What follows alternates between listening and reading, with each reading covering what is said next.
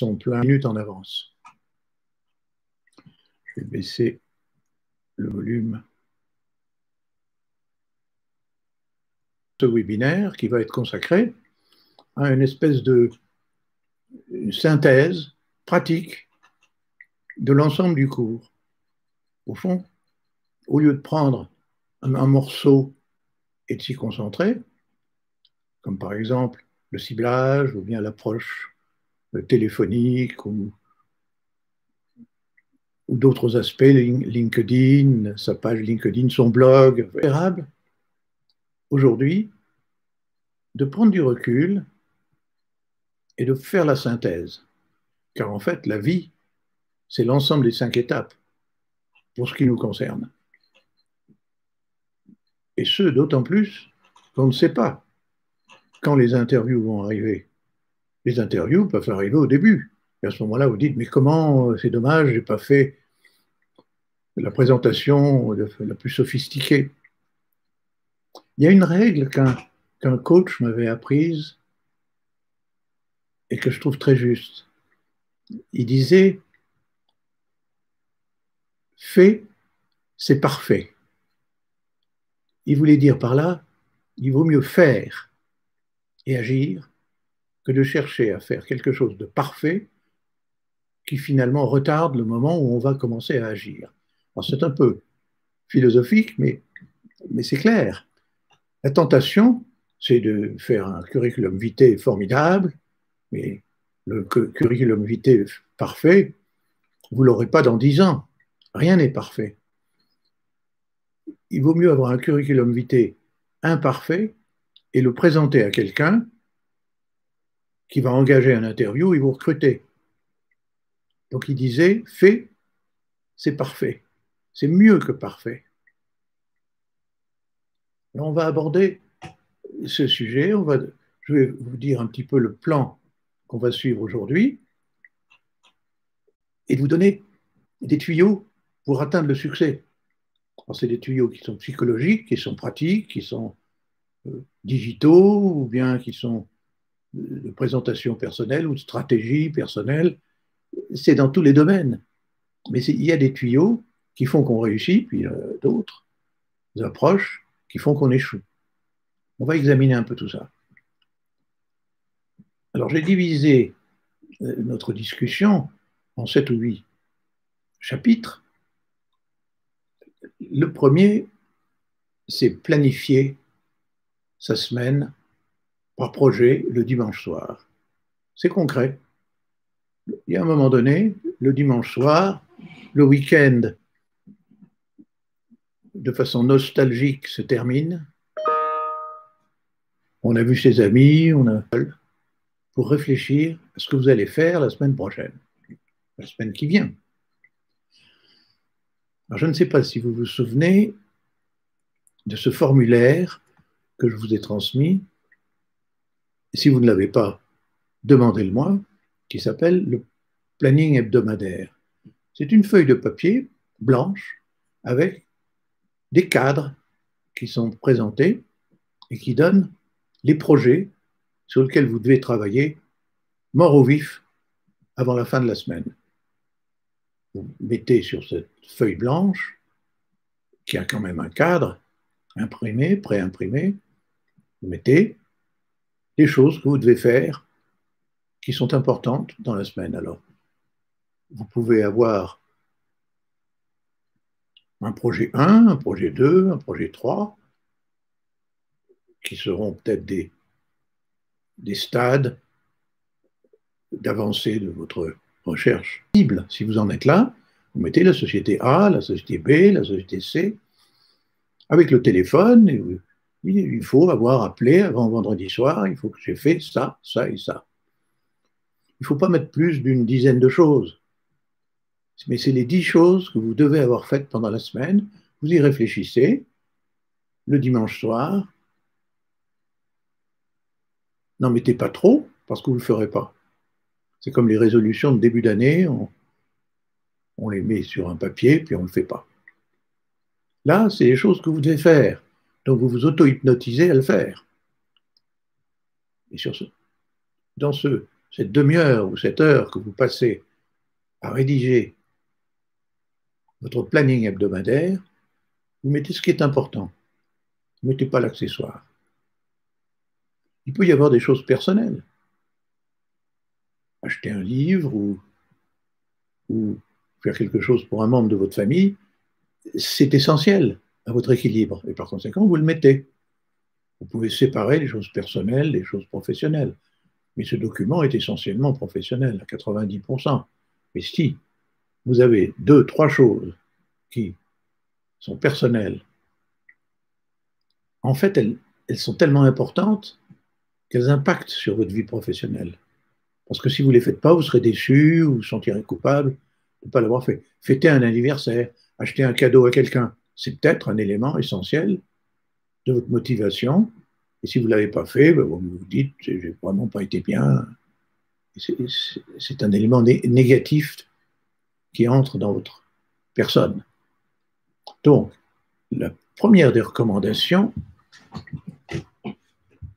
c'est ayez un plan hebdomadaire de vos actions dans lesquelles vous choisissez de façon sélective les 8-10 choses que vous devez avoir faites avant vendredi. Vous ne mettez pas l'heure, vous ne mettez pas quand vous allez les faire, mais vous les regardez et en fait, vous les commencez lundi matin à la première heure, sans tarder.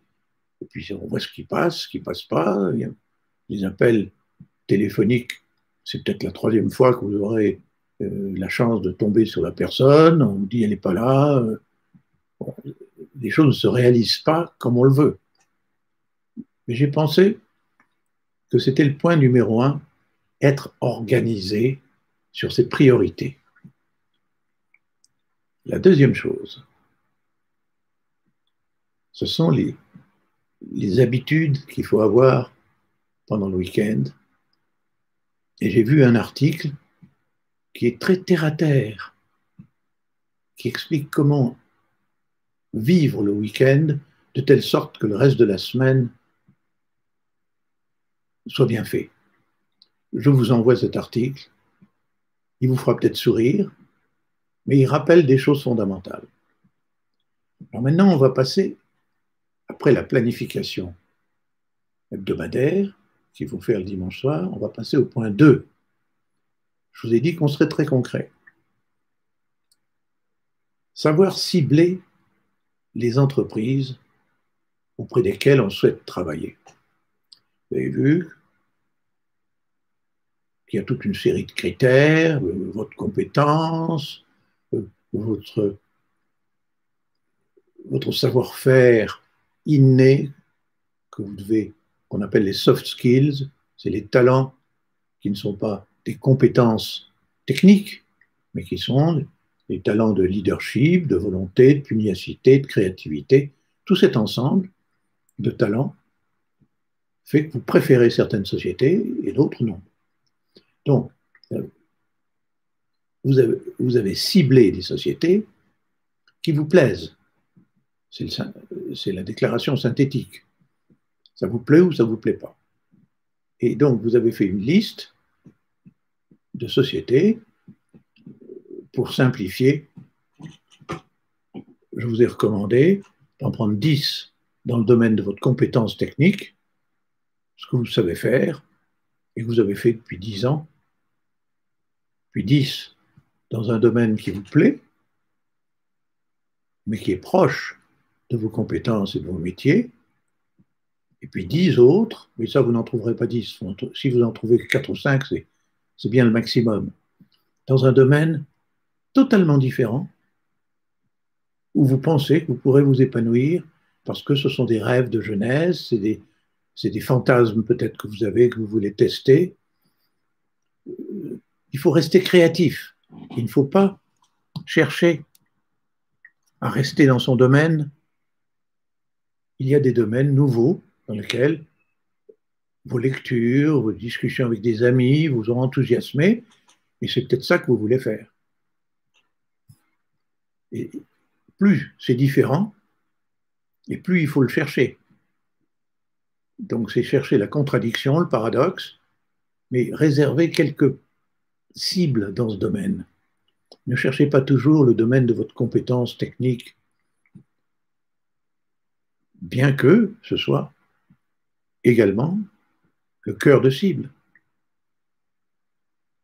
Donc les tuyaux que je peux vous donner sur le PT, mais je vous ai indiqué qu'il fallait se renseigner sur vos concurrents, sur les fournisseurs, le système général de votre profession dans lequel vous pouvez exceller. Après, vous exercez un ciblage en dehors de ce domaine où vos qualités personnelles pourront s'épanouir. Je crois qu'il faut être créatif. Si vous désirez en savoir plus sur le ciblage, reportez-vous à certaines de nos conférences sur ce domaine, parce que j'ai remarqué que c'est la plus grande difficulté avec l'approche. Mais l'approche, c'est différent, on en parlera tout à l'heure. Et le ciblage, vous avez des personnes qui n'arrivent pas à cibler, parce qu'ils vont cibler leurs 4 ou 5 concurrents, ils vont demander à ces concurrents, après une enquête, qui il faut voir, mais après ils sont secs, ils n'ont pas d'idées nouvelles. Il faut que ce soit un écosystème large. Le ciblage doit embrasser beaucoup de sociétés pour arriver au chiffre d'une trentaine de sociétés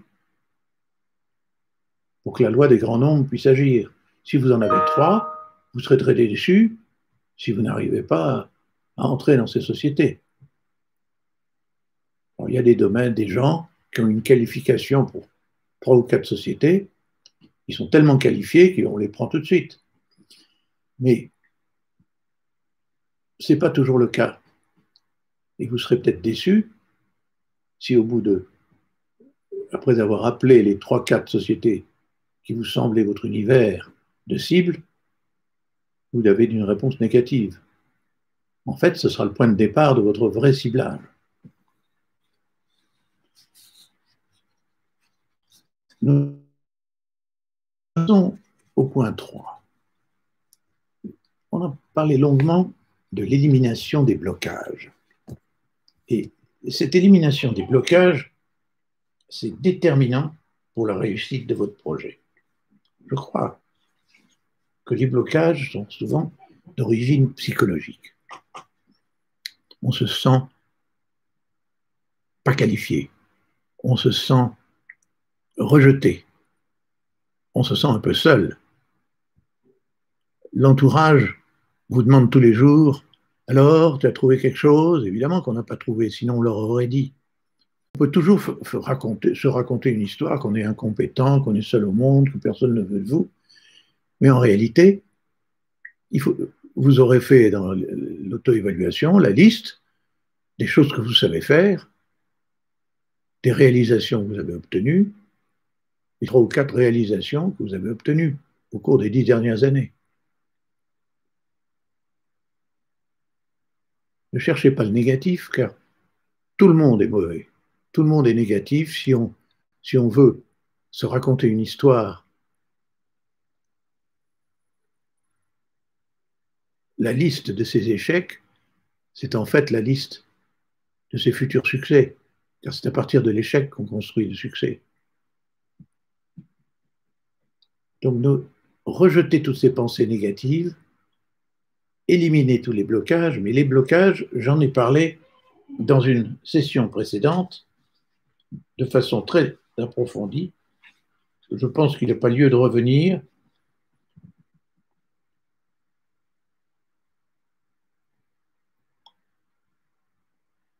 Les questions que vous me posez souvent correspondent à des blocages. Elles portent en général sur le ciblage et sur l'approche. Parce que l'approche est un moment clé. Il y a ceux qui savent approcher, ils ont la première phrase qui convient, ils ont un sens du timing, et puis il y a ceux qui, comme moi j'ai été, au début, je ne savais pas approcher les gens. Et ça va débloquer les difficultés que vous avez dans ces deux phases qui sont essentielles. Il faut étudier et prendre conscience de ces blocages, car c'est en étudiant et en prenant conscience des difficultés que vous avez dans chaque phase de la recherche d'un poste que vous trouvez la solution. La solution, elle est très simple. Chaque fois, vous trouvez la solution. Et si vous ne l'avez pas, je la donne dans la formation. Prenez l'exemple du blocage le plus fréquent. Il y a le ciblage, bien sûr, mais une fois que vous avez vos cibles, l'approche. Je vous rassure, tout le monde est timide. Tout le monde a des difficultés pour faire un appel dans le dur. C'est inévitable. Alors vous avez ceux qui peuvent vous servir d'exemple. Ce sont les vendeurs nés. Les vendeurs nés n'ont aucun problème. Ils téléphonent, ils ont une réponse à toutes les objections, ils savent avec suavité dire à l'assistante pourquoi ils veulent appeler le patron. Ils arrivent à passer, on ne sait pas comment. On estime que ce sont des miracles, des magiciens. Et puis, ils ont les phrases qui conviennent. Est-ce qu'on vous dérange? Est-ce qu'on peut vous rappeler cet après-midi? Quel est le bon moment? Ils savent aussi, le truc de base, c'est poser des questions pour connaître les motivations de l'interlocuteur. Ils savent écouter, mais interrompre au bon moment en disant qu'ils ont la solution et poser une deuxième question. Est-ce que vous seriez intéressé par quelqu'un qui va résoudre tel problème? À ce moment-là, on attire l'attention de son interlocuteur. Il y a des cours, il y a du coaching qui existe pour apprendre à faire des appels téléphoniques dans le dur. Je vais en mentionner un en annexe. Je trouve ça peut vous rassurer. Ça ne vous donnera pas des tuyaux, à mon avis, que vous ne connaissez pas, mais ça va vous rassurer psychologiquement quand vous serez dans cette situation. J'ai suivi de tels cours tout à fait au début de ma carrière de chasse de tête. J'avais 25 ans, 28 ans, il fallait que j'appelle quelqu'un qui était directeur commercial, qui voyageait par Mons et par Vaux, il fallait que je l'approche. Lui ne cherchait pas d'emploi. Or, c'est le métier de chasseur de tête d'approcher des gens aussi qui ne cherchent pas d'emploi et qui pourraient être intéressés si on a l'occasion de présenter une offre plus intéressante que son travail actuel. Comment faire? Je me disais, mais je vais me faire assassiner à chaque étape. Je suis tombé sur des gens qui ne correspondaient pas, je dérangeais des gens dans des réunions. Souvent, l'assistante disait, mais dites-moi exactement ce que vous voulez que je transmette comme message. Évidemment, il ne faut pas entrer dans ce jeu-là.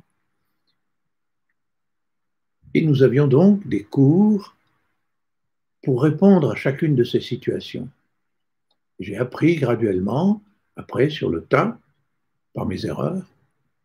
Je suis tombé un jour, je cherchais un directeur de marketing dans l'industrie pharmaceutique. J'appelle quelqu'un en Hollande,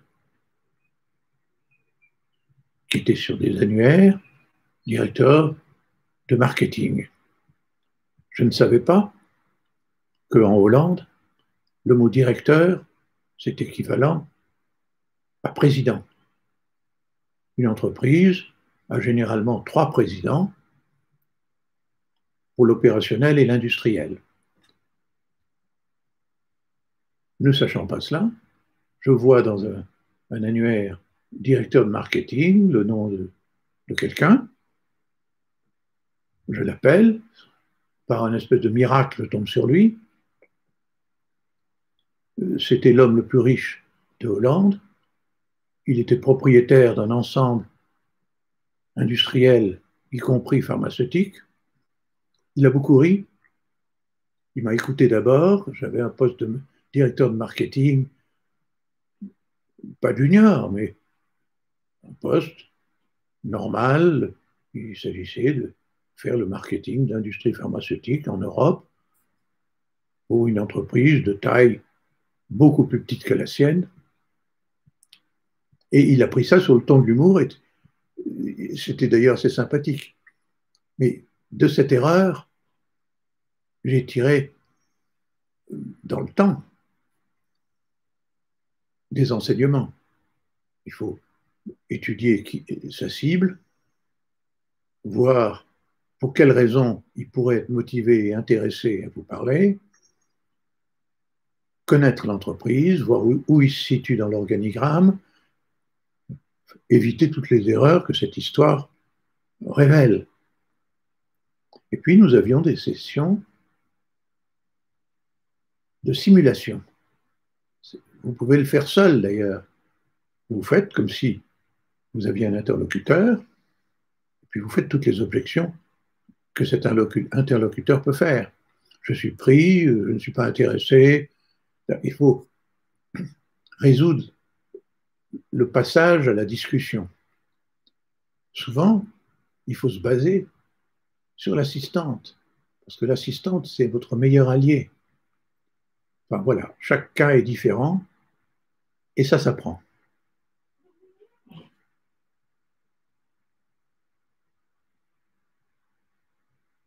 Le point 4, ça consiste à éliminer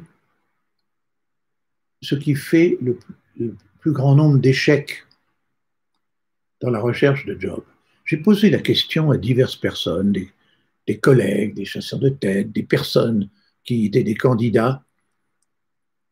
Et en réalité, la vraie raison de l'échec d'une recherche de poste, je vous rassure, une recherche de poste est toujours en échec jusqu'au jour où elle réussit.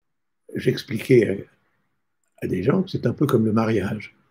Vous avez la première personne, vous pensez que vous allez l'épouser, la deuxième, la troisième, la quatrième, mais ils deviennent des amis, puis ça n'évolue pas, et puis à un moment donné, vous vous mariez, et la recherche est terminée. C'est peut-être osé comme comparaison, mais enfin, c'est pas faux. Donc la plus grande erreur de recherche d'un poste, c'est de ne pas avoir de plan. Alors j'ai trouvé que c'était un peu abstrait, mais en réalité, c'est vrai. Avez-vous un plan? Alors vous me direz, oui, mon plan, c'est de trouver tel poste. Non, ça c'est un objectif. C'est pas un plan. Un plan, ça consiste sur la base de votre objectif que vous avez choisi, de mettre en valeur les 2 ou 3 qualités que vous avez vraiment et pas les 50. Vous n'êtes pas dans un argumentaire de vente. Et d'indiquer les moyens qui vont vous permettre d'atteindre cet objectif. Il faut que ces moyens soient simples. Il ne faut pas vous compliquer la vie. Vous cherchez à être un banquier dans telle catégorie, vous démontrez à vous-même que vous avez 3-4 qualités et des réalisations. Restez-en là. Ne cherchez pas à vous disperser. Ne cherchez pas à vendre des choses qui sont banales et qui n'intéressent personne. Votre interlocuteur cherche 3-4 choses. Restez dans le cadre de ce plan. Et ce plan indique vos options, option A, option B, option C, c'est-à-dire les filières dans lesquelles vous allez aller. Vous allez dans tel type de secteur, tel autre, tel autre. Et là, vous allez vous concentrer dans le cadre de ce plan qui indique vos ressources, vos moyens, vos objectifs. Vous allez appeler des personnes ou rentrer en contact avec des personnes qui correspondent très exactement au point d'excellence que vous avez. Le drame, c'est que vous êtes conseillé par des gens qui vous font changer votre plan. Vous devriez essayer ça, il y a telle voie, mais vous avez un plan. Vous avez vos trois ou quatre qualités, vous avez les trois, quatre secteurs que vous voulez explorer. Restez-en là. Le plan est bon, n'en changez pas au gré des opinions des uns des autres, des caprices. Il se peut qu'à un moment donné, une idée totalement nouvelle émane de conseils extérieurs. Vous l'ajoutez au plan, et il devient votre plan. J'ai consulté des coachs en transition professionnelle qui se spécialisent dans la recherche de postes et qui conseillent. Ils me disent tous, prenons un exemple. Vous cherchez un poste dans la publicité ou dans le lobbying. Vous habitez la province, vous pensez avoir les qualités pour ça, vous avez des réalisations, vous avez les diplômes qu'il faut, et vous avez été dans des expériences, dans divers postes qui vous ont permis de direction de communication, dans lesquels vous avez réalisé des choses. Mais si vous voulez un poste de lobbying et un poste dans une société de communication institutionnelle, ce sera très difficile de l'avoir si vous n'allez pas à Paris ou à Bruxelles ou dans les grandes capitales où il y a ce genre de société. Si vous êtes dans une ville provinciale, il faudra vous expatrier. Il n'y a pas d'autre solution. Donc votre objectif est en contradiction avec le désir de rester sur place. Il faut que votre plan choisisse. Vous ne pouvez pas tout mettre en accord. Il faut sélectionner les critères déterminants pour vous. Un autre exemple, une personne de notre groupe a ce problème. Elle est une experte, ingénieure patrimoniale, elle connaît très bien les techniques pour choisir les investissements, pour conseiller les épargnants d'un certain niveau. Elle a tous les diplômes, elle a même l'expérience dans des sociétés d'investissement ou dans des banques. Mais les institutions qui s'occupent de gestion patrimoniale sont de façon prédominante dans les très grandes villes, et surtout à Paris. Elles se trouvent soit dans des spécialistes de gestion patrimoniale, soit dans des départements de gestion privée de banques. Le plan doit tenir compte de cette dimension. Si la personne veut rester en province, elle va avoir les plus grandes difficultés à trouver le poste de gestion privée qui sont pléthores à Paris.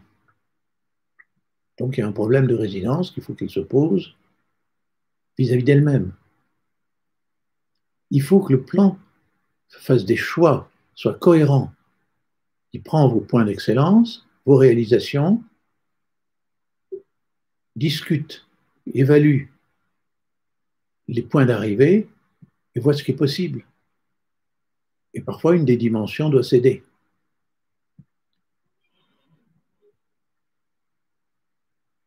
Il faut simplifier sur la connaissance de vos forces. On n'a pas 10 forces, on en a 2 ou 3. On est charismatique, on est vendeur, on est grand analyste stratégique. On ne peut pas être tout sur tout.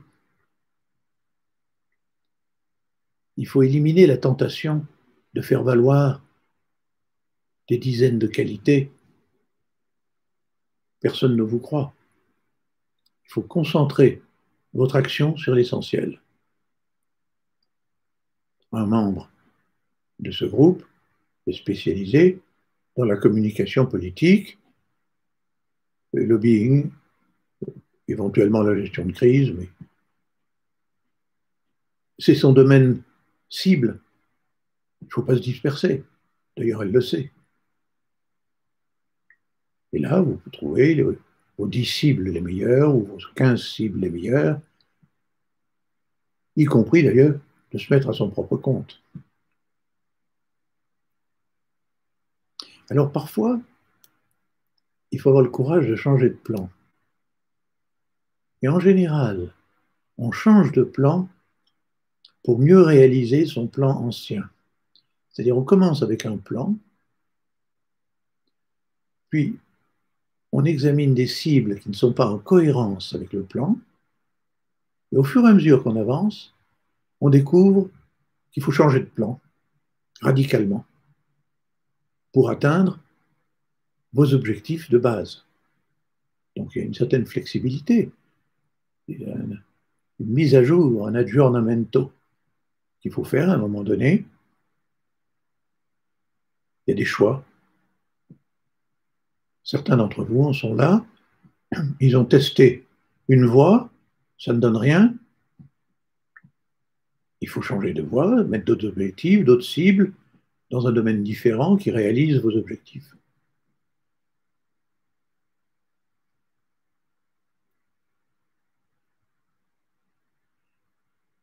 Le point 5 que j'ai choisi de traiter aujourd'hui, je l'ai déjà traité une fois, ce sont les facteurs d'épanouissement. J'ai évalué 8 facteurs qui permettent de vous épanouir. Je vous les ai présentés lors d'un webinaire antérieur. Ces 8 facteurs d'épanouissement, je vais les reprendre rapidement, j'en ai la liste ici. Il faut que vous ayez une croyance profonde d'être efficace dans un domaine. Si vous n'avez pas ça, vous ne réalisez pas votre épanouissement.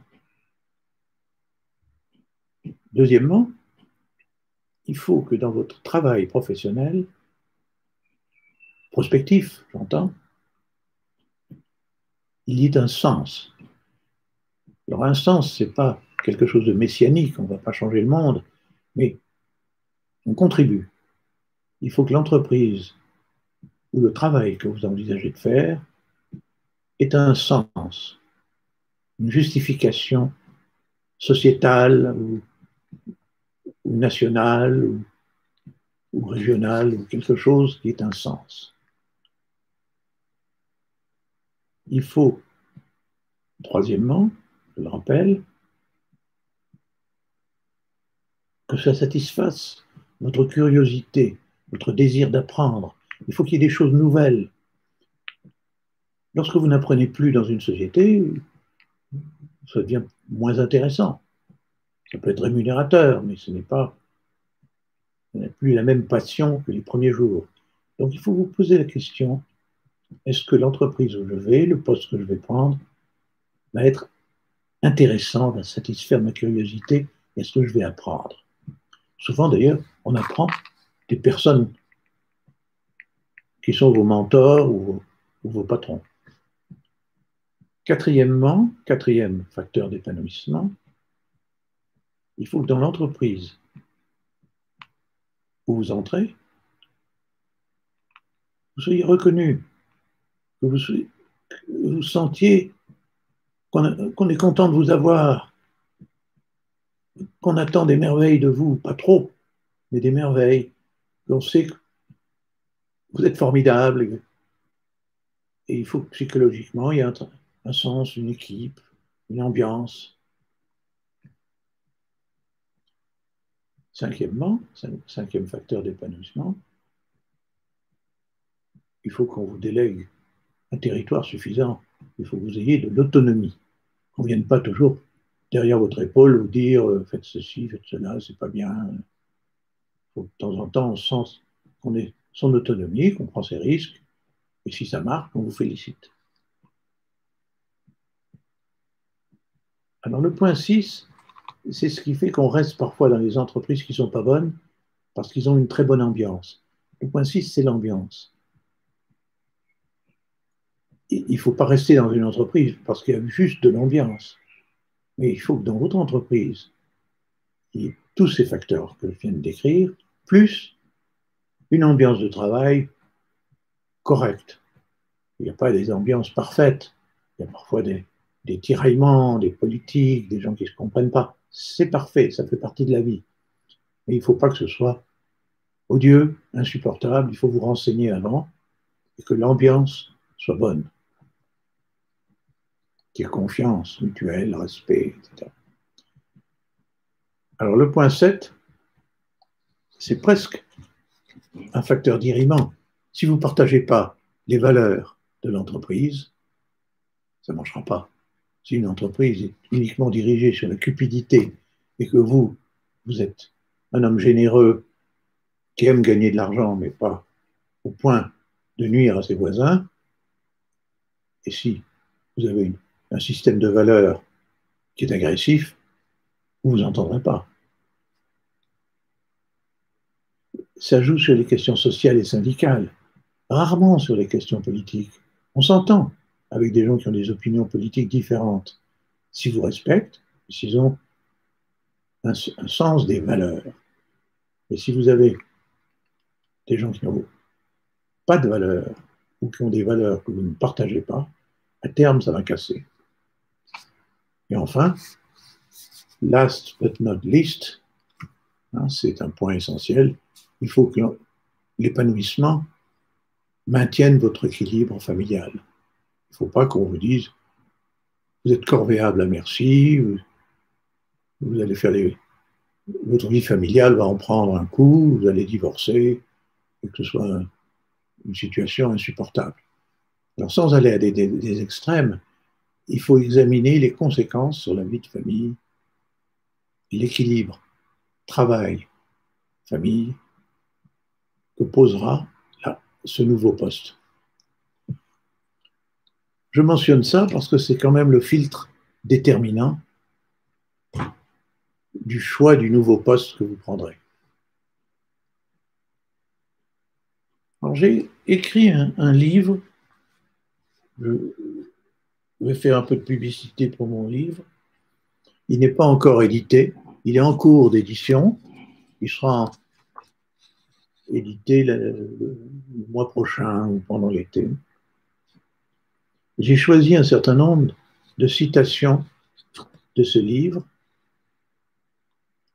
Regardez les 5 étapes de la recherche d'un poste à l'aune de ces citations.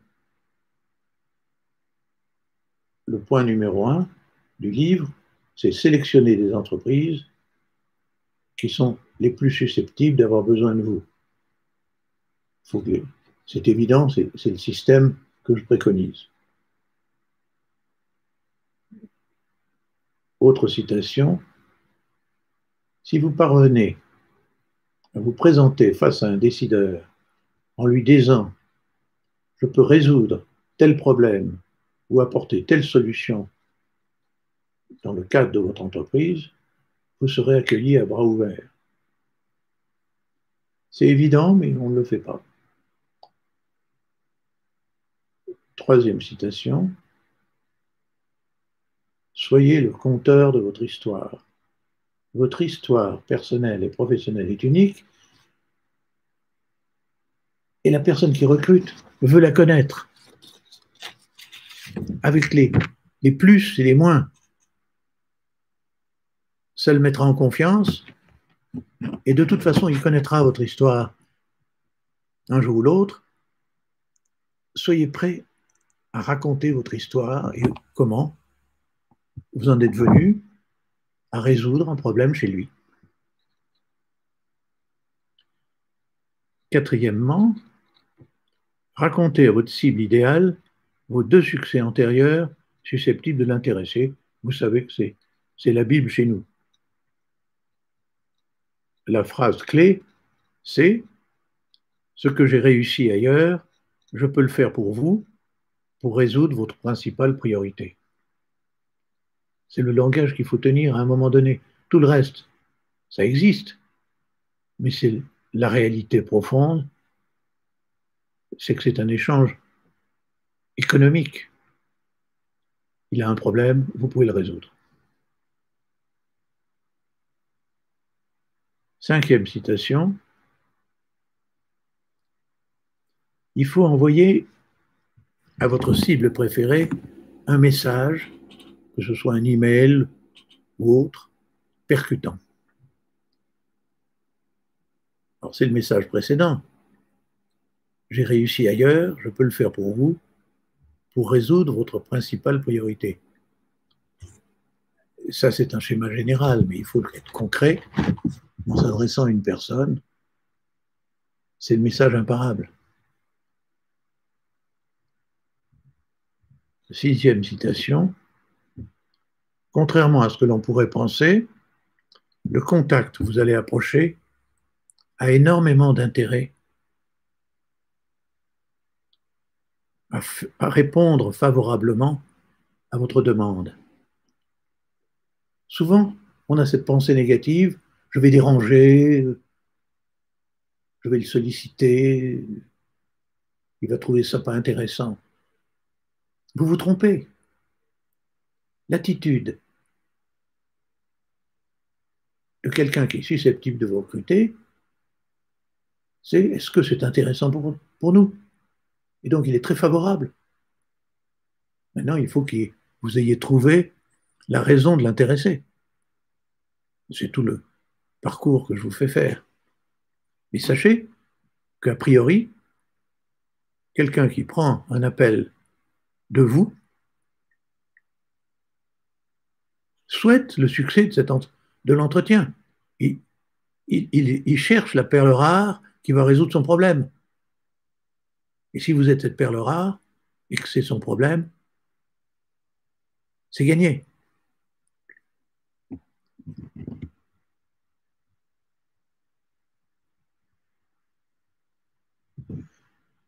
Alors, je prends d'autres citations, et c'est d'ailleurs à cette occasion-là qu'il y a une des questions qui est posée tout à l'heure qui reprend cette citation. La citation numéro 8 ou 9. Les recruteurs, les dirigeants, doivent avoir le sentiment lors d'un entretien avec vous, inconscient, que vous êtes déjà recruté et que vous avez un entretien avec eux qui est constructif. Il faut créer une conversation. L'entretien n'est pas un interrogatoire, c'est une collaboration. Si vous arrivez à créer ce sentiment déjà que vous êtes en collaboration, même inconsciente, c'est très favorable à votre candidature. On reprendra cela à l'occasion de la question spécifique du membre de, de notre formation. Alors, j'ai lu un article qui m'a frappé, qui est assez percutant et que je voudrais partager avec vous. L'article est méchant. C'est les winners et les losers. Les personnes qui le sont font le contraire du loser que je vais vous décrire. Alors, il y a un certain nombre de points que je vais mettre en annexe. Le loser est sceptique. Le gagnant fait confiance. Le loser parle de problème. Le gagnant est obsédé par la solution. Le perdant fait des hypothèses. Le gagnant pose des questions.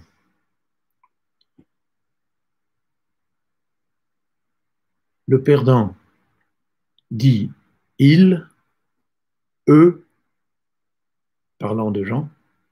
Le gagnant dit nous.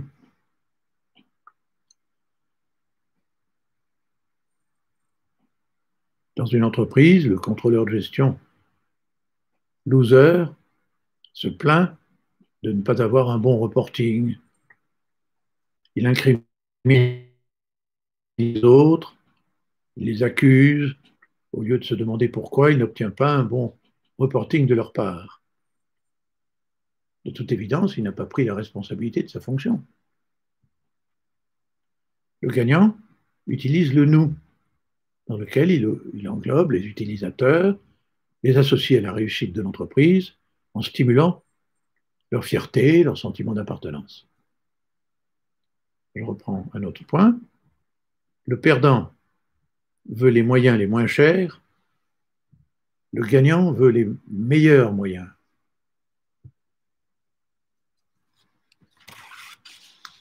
La liste est longue, et je vais vous la donner.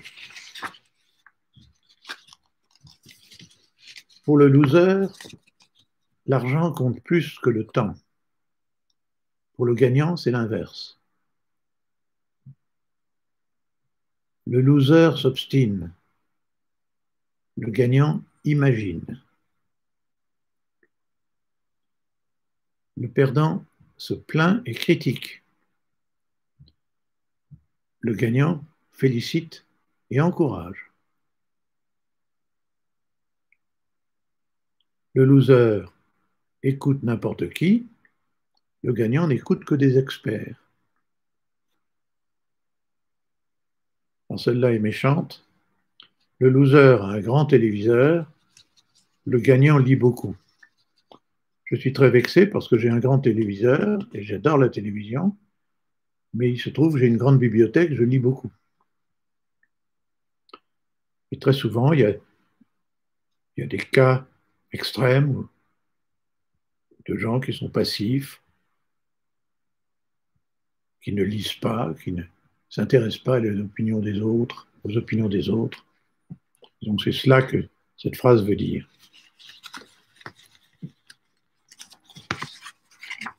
J'ai voulu faire cette comparaison pour vous stimuler à chercher à être parmi les gagneurs. Faisons un peu la synthèse de ce que je voulais vous transmettre comme message aujourd'hui.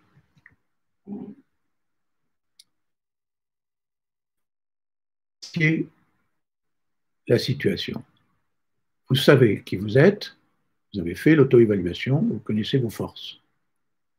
Avec ces forces, vous savez quelles sont les 30 pistes qu'il faut que vous suiviez.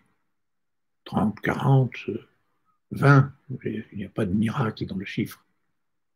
Mais une quantité suffisante, vous savez. Vous en avez fait la liste, vous la mettez à jour, vous renseignez tous les jours, vous essayez de voir dans votre écosystème général où il faut que vous alliez. Il faut que vous soyez imaginatif, vous pouvez même faire des folies, vous dire, je n'avais pas pensé à être dans ce secteur, mais oui, pourquoi pas.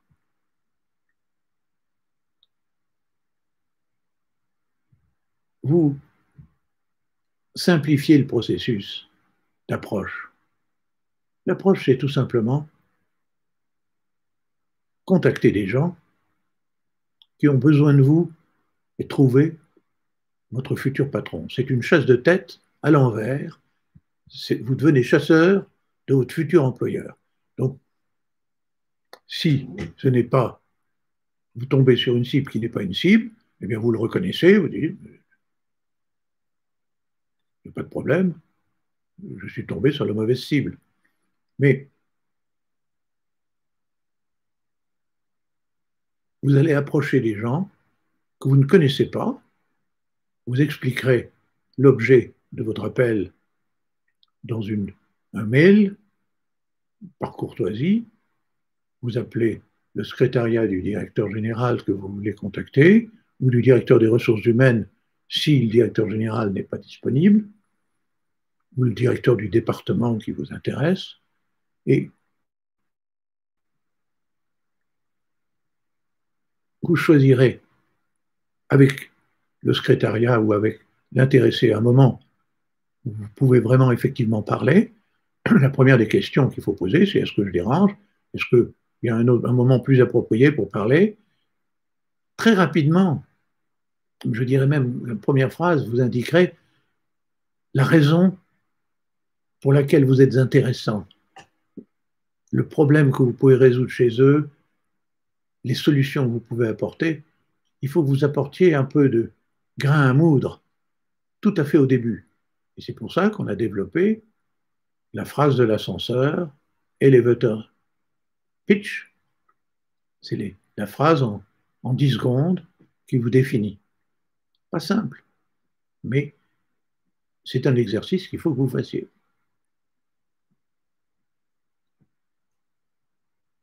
On arrive à d'excellents résultats car la plupart des gens sont coopératifs. Les gens ne cherchent pas à vous nuire. Ils veulent, au contraire, trouver des solutions dans leur entreprise. Et si vous êtes la solution pour eux, que demande le peuple? Ils sont gagnés. Le gagnant, c'est les deux. Alors pour l'interview, je vous ai indiqué qu'il faut créer la communauté par l'écoute et par la réponse claire et précise à la question et savoir dire je ne sais pas si on ne sait pas. Savoir dire je n'ai pas fait cela si on ne l'a pas fait. Il ne faut pas essayer de vendre, il faut essayer de se mettre sous un angle positif. Sachez que les entreprises ont toutes des formations pour apprendre aux gens leur métier. Par conséquent, si vous ne savez pas faire une chose, la réponse c'est avez-vous une formation dans ce domaine? Je suis à votre disposition pour toutes les questions et tous les blocages que vous pourriez avoir, vous le savez. Vous pouvez m'écrire vos questions, indiquer ce que vous désirez que je débloque dans votre programme, car il y a toujours des difficultés. Nous allons aborder maintenant des questions qui ont été posées ou qui sont sur le chat.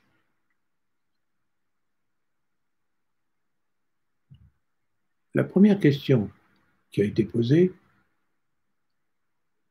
est tout à fait significative. On me demande, vous recommandez dans l'interview une conversation pour gagner la confiance de l'interlocuteur. Pouvez-vous me donner un ou deux trucs? Il faut simuler, pour répondre à cette question, la situation. Prenons un exemple. Je vous pose la question, vous êtes directeur commercial, je vais vous dire, il y a des difficultés dans toutes les ventes, notamment dans les ventes industrielles qui sont des devis très compliqués, on est en concurrence avec les grands groupes mondiaux. Racontez-moi l'histoire de votre pire échec des 2 dernières années. Si ce n'est pas indiscret, ou vous pouvez cacher le nom du client. Vous répondez de façon authentique. Vous indiquez, le client avait telle demande, nous avons fait un devis, les ingénieurs se sont rencontrés, on a convenu d'une prestation et nous n'avons pas obtenu le contrat. Ça a fait beaucoup de bruit dans l'entreprise car on comptait beaucoup sur notre supériorité et nos qualités dans ce domaine et on pensait que nous étions très, très valables sur le plan du prix. Vous pouvez, une fois que vous avez dit cela, dire ce que vous avez appris de cette situation. C'est-à-dire comment l'échec que l'entreprise a eu et vous-même dans cette vente manquée a provoqué des changements, des vérifications, des formations, enfin, comment vous avez amélioré les choses par la suite. Il faut que ça serve à quelque chose. Mais vous pouvez engager la conversation. Ça ne suffit pas de répondre. Vous pouvez dire, notre échec a été due en particulier parce que on n'a pas laissé la liberté au directeur commercial, que j'étais, de faire des conditions meilleures, de réduire les prix, de faire un service après-vente plus intéressant, etc. Donc, il y a eu, voilà les raisons. Vous, dans votre entreprise, quelle est la politique en matière d'autonomie du directeur commercial? Jusqu'à quel point peut-il modifier les tarifs, faire des réductions ou proposer des services complémentaires dans le cadre du devis initial? Ça pose le vrai problème. Vous, comment faites-vous? Nous, on a fait comme ça, il y a eu un échec, on a essayé de s'améliorer, on a fait telle chose après, mais vous engagez la conversation et lentement, de façon totalement inconsciente, il se crée un dialogue entre vous et l'interlocuteur, un peu comme simulé, simulacre de ce que serait un dialogue si vous étiez déjà dans l'entreprise. On est dans les symboles et dans les hypothèses, mais ça crée une ambiance de rapports humains plus confiants et plus constructifs. Moi, j'ai fait un échec, j'ai appris cela, mais vous, quelle est votre politique? Est-ce que cette politique aboutit à ce genre d'échec ou est-ce que vous avez trouvé des solutions? Y a-t-il des systèmes qui sont meilleurs, qui permettraient d'éviter dans votre entreprise? Et ça oblige la partie adverse, j'appelle adverse parce qu'elle est de l'autre côté, à se révéler et il y a un dialogue entre vous qui peut être sympathique parce qu'il ne s'agit pas d'une situation réelle et qui permet à votre interlocuteur de vous connaître et d'avoir confiance sur votre façon de raisonner. C'est cela que je veux dire par passage à la conversation. L'erreur consisterait à dire j'ai fait ça, ça, ça et ça, j'ai telle solution, j'ai tel diplôme, j'ai tel. Vous avez répondu à l'interlocuteur, mais vous n'avez rien dit. Vous n'avez rien révélé qui vous faire avancer la discussion à une conversation réciproque où vous montrez votre quant à soi égalité avec lui, vous posez des questions, chacun respecte l'autre, il n'y a pas cette situation d'infériorité dans laquelle le candidat s'adresse à un interlocuteur qui peut peut-être le recruter. C'est pas bon. Il faut que le candidat se révèle un interlocuteur à égalité, sans être arrogant, mais montrant qu'il a son opinion et qui peut, s'il entre dans l'entreprise, apporter un dialogue constructif lorsqu'ils auront des problèmes.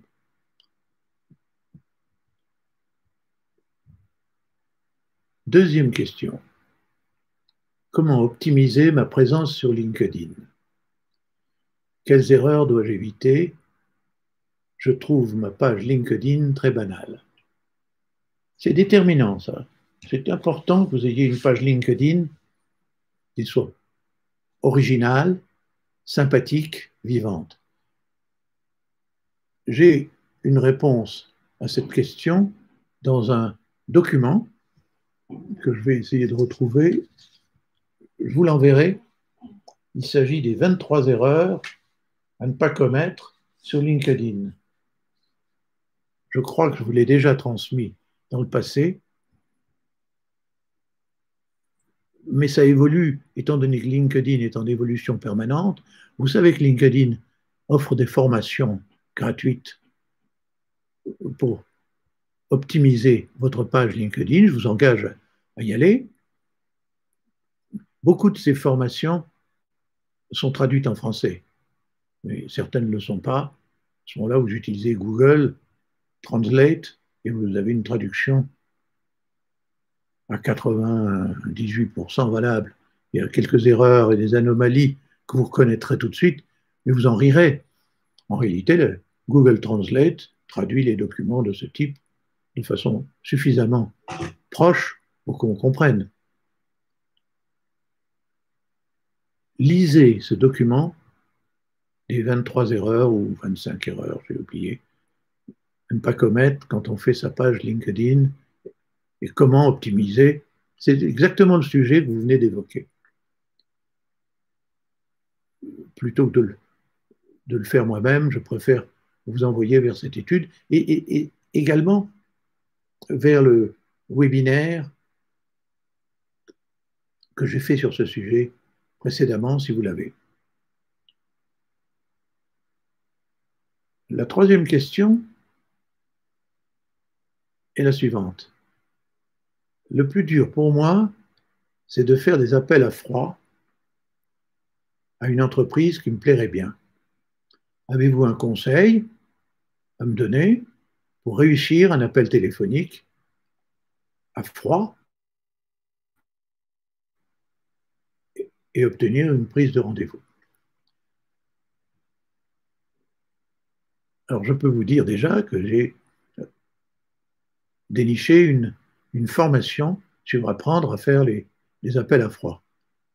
Parce qu'il y a une technique et il y a un apprentissage. C'est deux choses un peu différentes, mais la technique, c'est des erreurs à ne pas commettre, auxquelles on ne pense pas. Et puis, il y a un apprentissage, c'est se sentir sûr de soi et développer la technique des appels téléphoniques. Ça s'apprend. Et ce n'est pas du tout quelque chose qui est mystérieux et que certaines personnes savent faire et les autres jamais. Je vais vous envoyer la référence, je crois l'avoir déjà fait dans le passé. Je vous envoie la référence de cette formation. Et puis, il y a des articles sur ce sujet qui sont passionnants, qui vous amuseront, qui vous indiquent comment procéder pour faire des appels à froid. Alors, ça se prépare à l'avance. Et avant l'appel, il faut annoncer la couleur, pas trop, pour que ce soit intéressant. Fixer les dates, que ça convient. Il y a des procédures à suivre. Mais on est dans un monde nouveau, je vous rassure. On appelle des inconnus tout le temps sur la base d'intérêts réciproques. Le téléphone, c'est un usage permanent. Parfois, on utilise même le Skype, les conférences téléphoniques sur Zoom et autres. Il faut dégager un intérêt, il faut que ça ait un intérêt pour la partie adverse. Et c'est là tout l'art. L'art, c'est l'échange. Vous apportez quelque chose et eux répondent à votre appel. Il faut savoir utiliser l'environnement de l'interlocuteur, son écosystème à lui. Il faut savoir qu'il y a des entreprises où il y a des procédures. Et je vais vous donner un exemple que j'ai fait en m'amusant. Je voulais démontrer à mes partenaires, ça date d'il y a pas très longtemps, ce genre de challenge, du moment qu'on savait se servir d'un téléphone. Alors les journaux, les témoins disaient une telle banque recherche un président. Il s'agissait d'une banque américaine, banque d'affaires, qui traitait des plus grosses fusions mondiales. Et le directeur général avait quitté pour rejoindre une autre banque à Londres. Donc, ils étaient certainement en recherche. Ils avaient en tout cas un besoin.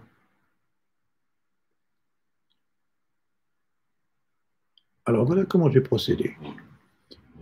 J'ai attendu 6 heures du soir, 7 heures du soir, c'est-à-dire on est à 11 heures midi aux États-Unis, et j'ai appelé le standard de cette banque à New York. J'ai demandé le département direction générale et le secrétariat, du formé évidemment. américaine à qui j'ai dit je cherche à joindre le président, monsieur Untel, parce que je suis chasseur de tête, spécialisé dans le domaine bancaire. Ce jour-là, j'étais spécialiste de banque, mais je fais de l'industrie et je suis spécialisé dans les recrutements au niveau directeur général. Et j'ai appris qu'en France, vous aviez un besoin d'un directeur général pour la France ou d'un président pour la France, car celui que vous aviez est parti. Et je peux vous aider, j'ai des idées sur ce sujet. Derrière pléthorique de ce grand président m'a dit, je vais vous transmettre au directeur international, car le président certainement est au courant, mais il n'est pas là aujourd'hui. Enfin, c'était une phrase, je le savais. Et c'est la responsabilité du vice-président international de la banque de superviser les filiales et donc particulièrement celles qui sont en Europe. Monsieur Untel.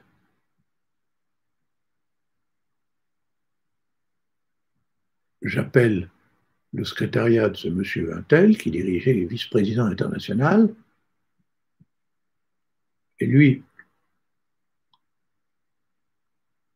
je l'ai au téléphone. Il me dit, effectivement, j'ai entendu dire que nous avions un président en France qui avait quitté, et il y a certainement un besoin. La personne à appeler, c'est monsieur Untel à Londres, qui est directeur pour l'Europe. Il me donne les coordonnées. J'appelle la personne. Je tiens à préciser que chaque fois j'appelais en disant, je viens de parler au secrétariat du président, qui m'a recommandé de vous appeler, car c'était vous qui supervisez 7 heures du soir, mais il travaille tard, puis il y a 1 heure de différence. Je tombe tout de suite sur l'interlocuteur, qui était patron pour l'Europe. Je lui dis, je viens de parler au bureau de M. Untel, car le président m'avait recommandé de l'appeler. J'ai appris que vous aviez un besoin d'un directeur général pour la France. J'ai déjà quelques idées, je peux vous aider. Je pense à 3-4 candidats que je peux. Et tout de suite, j'ai quelqu'un qui me dit, oui, j'ai effectivement ce problème. Quand pouvons-nous nous voir? Je passe en France, parce qu'il supervisait la France en direct. C'était une de ses priorités. Il passait en France 5-6 jours plus tard. Je l'ai rencontré, je lui ai dit, voilà le plan que j'ai, voilà les 5-6 personnes immédiatement que je peux vous présenter, qui seraient compétentes pour ce poste. Il a été convaincu. On a signé un accord et il a commencé à recruter les gens. Personne dans mes concurrents n'avait fait ça. Et moi, je l'ai fait un peu par bravade pour prouver aux consultants, aux partenaires du cabinet, que c'est comme ça qu'il fallait opérer. On prend un problème qui est dans la nature, ce problème, si on est compétent pour le résoudre, on appelle le chef de l'entreprise, on tombe sur son assistante, l'assistante vous transmet aux lignes de décision et on arrive devant un interlocuteur avec lequel on discute du problème.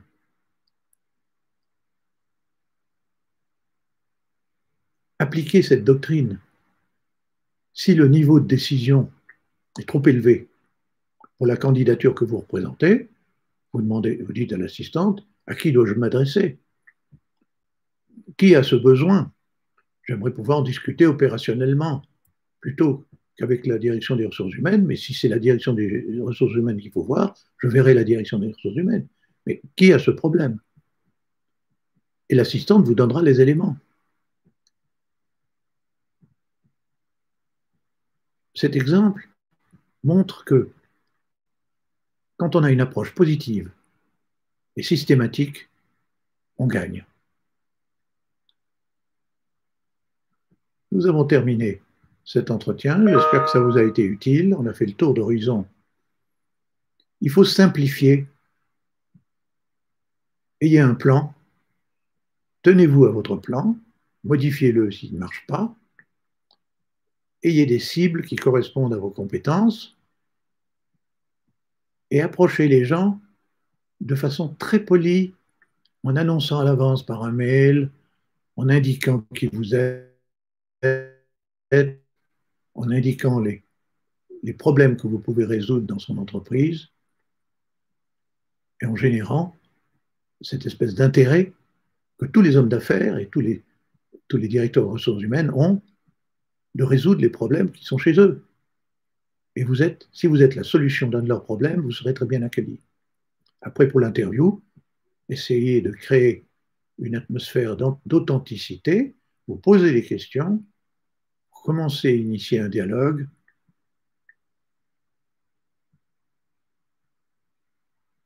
La preuve est, par les candidats que j'ai eus qui ont trouvé des postes, que c'est la bonne méthode.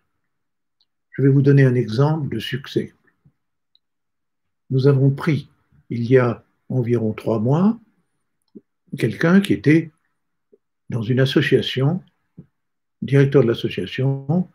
Cette association était professionnelle, avait but de défendre les intérêts des patrons de l'association dans un secteur donné, de négocier avec les syndicats lorsqu'il le fallait, des accords d'entreprise appartenant à un secteur particulier. Il est venu nous voir pour établir son plan de transition professionnelle. Il a approché un grand nombre d'entreprises, une vingtaine, une trentaine, et toutes les entreprises avaient la même réaction vis-à-vis de lui. Il disait, mais j'ai des problèmes qui sont ceux que vous pouvez résoudre. C'est clair que vous avez la compétence en matière de communication sociale, en matière de résolution de problèmes avec le monde de la production, avec le monde industriel, que vous savez parler aux syndicats, consultant de l'entreprise, nous signerions tout de suite un accord. Il était tout de même étonné, parce qu'il cherchait un poste de secrétaire général, directeur administratif, directeur des ressources humaines. Il était très étonné de cette attitude. Puis à un moment donné, quand il a eu 4 ou 5 personnes qui lui ont dit ça, il a trouvé un associé qui connaissait bien le monde du conseil en communication sociale. Ils ont créé un cabinet. Ils sont revenus voir les personnes qui s'étaient engagées à lui confier des missions et ils ont créé donc une entreprise. Ça s'est passé il y a 3 mois. Il faut avoir une très grande ouverture.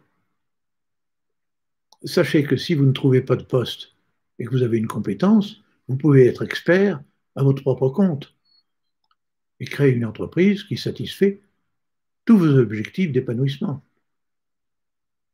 Cet exemple est un peu particulier, mais les contacts que vous allez avoir, ce sont votre étude de marché de qui vous êtes, car c'est la réponse du marché.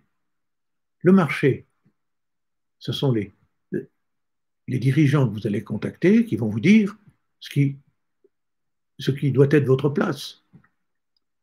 Si c'est à titre d'une entreprise personnelle de consultation, n'hésitez pas à le faire.